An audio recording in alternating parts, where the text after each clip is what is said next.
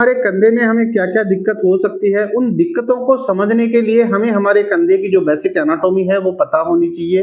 तो हमारा जो कंधे का जो जोड़ है वो एक बॉल एंड सॉकेट टाइप का जॉइंट होता है और इसके अंदर बॉल होती है, हमारा जो ह्यूमरस हड्डी है उसका हेड और जो सॉकेट होता है वो होता है हमारी जो स्कैपुला बोन है उसकी जो ग्लिनोइड कैविटी होती है वो होता है सॉकेट।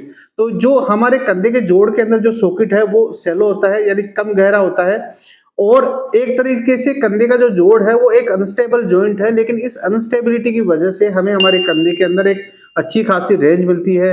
हम हमारे हाथ को ऊपर उठा सकते हैं, साइड में उठा सकते हैं, हम किसी भी डायरेक्शन में हम हमारे हाथ को मूवमेंट कर सकते हैं।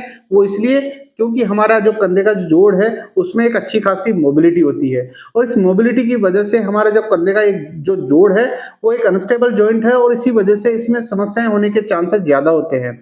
और हमारे कंधे के जोड़ की स्टेबिलिटी को इंप्रूव करने के लिए इसमें कई तरह के स्ट्रक्चर्स होते हैं। इसमें एक स्ट्रक्चर तो होता है जिसको कि हम लैब्रम बोलते हैं। ये हमारी जो ग्लिनोइड कैविटी है उसके सराउंडिंग में एक कार्टिलेज की रिंग होती है। ये भी हमारे कंधे की जोड़ की जो स्टेबिलिटी है उसको इंप्रूव करती है।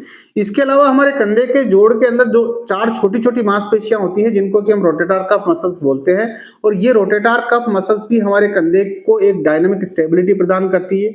यानी जब भी हम हमारे हाथ को मूव करते हैं तो ये हमारे कंधे के अंदर स्टेबिलिटी के साथ-साथ मूवमेंट प्रोवाइड करती है और ये चारों मांसपेशियां होती है सुप्रास्पाइनेटस, इंफ्रास्पाइनेटस, टेरेस माइनर और सबस्कैपुलरीज जिनको कि हम शॉर्ट में सिट्स बोलते हैं। कंधे के जोड़ की स्टेबिलिटी को इंप्रूव करने के लिए एक स्ट्रक्चर और होता है जिसको कि हम जॉइंट कैप्सूल बोलते हैं और ये एक लिगामेंट होता है और ये हमारे कंधे को चारों तरफ से सराउंड करता है और इससे भी हमारे कंधे की जो स्टेबिलिटी है वो इंप्रूव होती है।